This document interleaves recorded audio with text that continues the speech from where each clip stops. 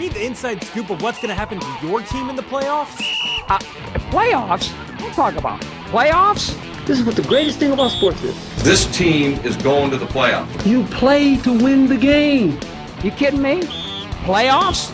No, we're not kidding you. Use our expertise as all roads end in Houston's NRG Stadium for the state title. It's the Friday Morning Formation, Playoffs Edition, presented by Interstate Batteries. Good morning and welcome to the Friday Morning Formation. It's the state quarterfinal round for the UIL and it's championship weekend for TAPS. I'm Chris Derritt, Assistant Sports Editor at the Victoria Advocate. I'm Mike Foreman, a sports writer at the Victoria Advocate. And I'm Tony Tsoukalis, another sports writer at the Victoria Advocate. Well, guys, we're down to just a few in the area, right? 4 teams, 3 public and 1 private. We lost a lot of teams last week, one of them being the West Warriors. Yeah, it was a great season for West. Co-division champs, most wins in school history, single-season wins in school history. But it did come to an end last week. They just ran into a great team is really what happened. And all credit due to the Warriors this season, I think. Absolutely. It was a fantastic season. Now let's move on to this week. And of all the quarterfinal action that's going on in the area, none of it is going to be here in Victoria, although there are going to be several teams that could be here in Victoria. Mike, why is that, do you think? Right, it's kind of a familiar story lately. You know, we have teams that are closer to here and go to San Antonio to play. A lot of reasons in that. Mainly, though, we've talked about this before, and if you read my column in Thursday's paper, you know that there are a lot of improvements need to be made at Memorial Stadium. That may not be the only reason coaches look at competitive things when they make a decision on a stadium in the playoffs, but the improvements, if they are made at Memorial, would make it much harder for teams not to play there. And that could really benefit the city if we could get those, like the 2 games we have this weekend, Refugio and Shiner and Cuero and Sinton. If you could get those 2 games to come to Victoria, you would have huge crowds. You know, the city benefits because people are coming in the city and shopping and doing things like that. And football fans get the opportunity to see a game close by. So I really think the school district, maybe the city can get involved, some private individuals can get involved and really do something with that stadium, you know, so we can have playoff football here deep into the playoffs. You know, and also you can mention the fact that you put a few more seats in that stadium. You start getting 5A, 6A games from Corpus and San Antonio and Austin and Houston. And really, that is really what you could do because, you know, like I said today, we're called the Crossroads for a reason. I mean, we're in between a lot of places.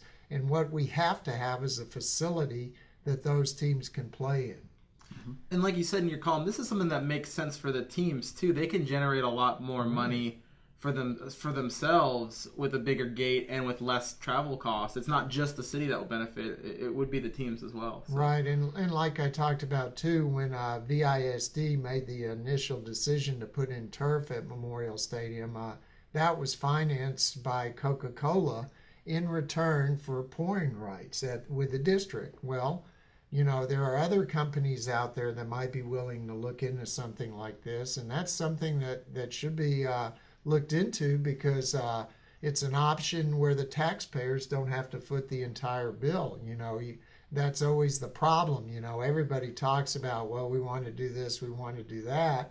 Well, somebody's got to pay for it, and usually it's the taxpayer.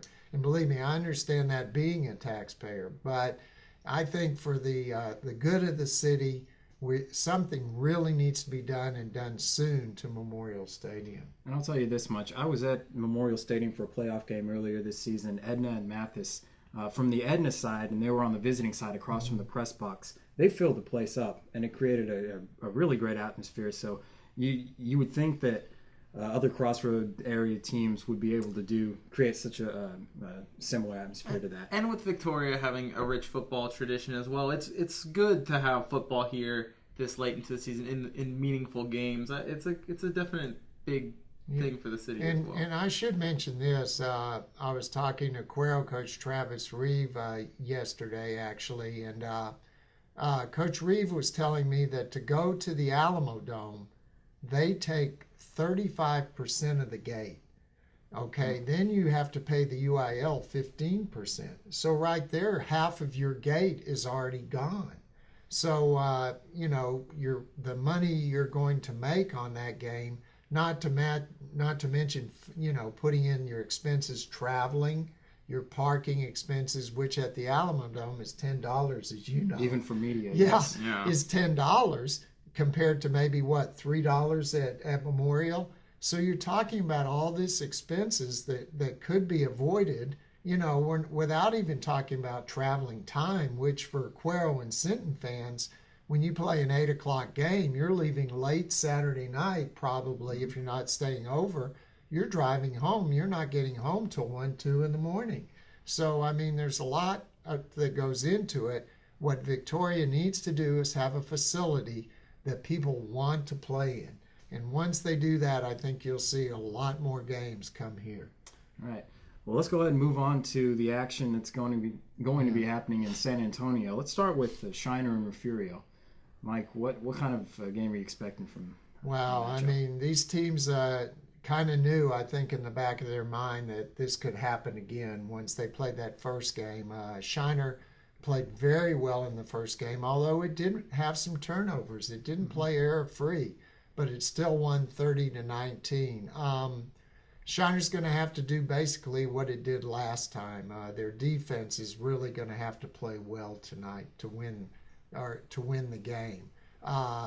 They're going to have to get some stops on Refugio and keep the ball a little bit and keep Refugio's offense off the field. Refugio, on the other hand, Refugio has to play better offensively than it did against Shiner in the first game. And if Refugio plays like it's been playing, it will. I mean, so I expect Refugio to play better. The question is, will it be good enough to beat a really good Shiner defense? It seems like this is a different Refugio team, especially in recent weeks, than the team that played in that original game earlier in the season. It's night and day. Something happened from the last district game against Weimar, which I covered. From then on, this team, it's like the light has gone on. And it is definitely playing up to its capability. I mean, it is an extremely talented team, and it's finally looking like it's reaching its potential. Right. Now, you mentioned that you had spoke with Coach Travis Reeve over at Cuero. I was actually at Cuero last night as well at the end of practice, working on a feature story that's going to be running in Friday's paper. And I heard him address the team at the end of practice, and he mentioned, guys, it's rare in life to get a second chance to make something right that you didn't like the way you did it the first time. Right. That's the chance that Cuero has on Saturday against them. No doubt. They lost the first game 14-10, and that was kind of a weird deal. I mean, Cuero had a 10-7 lead, driving to put the game away and fumbles. Sinton recovers and drives down and scores in the last few seconds. So they've got a second chance, and the difference being Sinton is without its quarterback who broke his collarbone a couple of games ago. Now, Sinton still won its last playoff game, but I don't think it's quite as strong a Sinton team as Cuero saw the first time. Right. And then moving on to the TAPS Championship on Friday. Big one. Tony, you've been out to Shiner, St. Paul. You've spoken with the coaches and players. What's the mindset? What's the mood over there as they head off to the state championship? It's a great time to be in Shiner right now. You've got the undefeated Comanches, and you also have undefeated Shiner St. Paul as well. I think St. Paul is going to look to try to get the party started a little bit early and hope for Shiner High to finish it a little bit later on. But they've got a good chance of winning. They're an undefeated team. It's only allowed 60 points this whole season, but they're running up against a very good Trinity Christian team and the defending champions in Division III as well. So it's going to be a clash of two different Titans, and it's going to be a big one. The defense against a very good offense as well. So. All right. Well, that game will wrap the TAP season for our area teams. And one thing's for sure, we could have one or maybe even two teams in the state semifinals next week. So we'll have to see what happens. That's right. We have a chance for two teams to make the semifinals next week. We'll have at least one. And so we do have some teams playing December football, which is always good news. Right. And as we come down the home stretch of the season, as always, if you have questions for us, feel free to fire away, sports@vicad.com. And give us a follow on Twitter @avasports. And we'll also be covering the game. That's right. And cover it live. So make sure to check us out on there and just keep up to date with the latest football action. That's right. And follow us on Twitter, and we'll have all the score updates for you. All right. Well, that's all the time we've got today. So on behalf of Mike Foreman and Tony Sakalis, I'm Chris Derritt. This has been the Friday Morning Formation.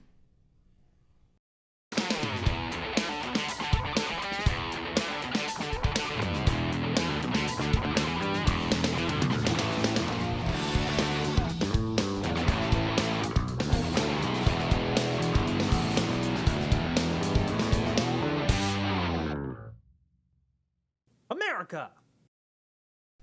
But due to all the things that are going to be happening this week, Who are these guys?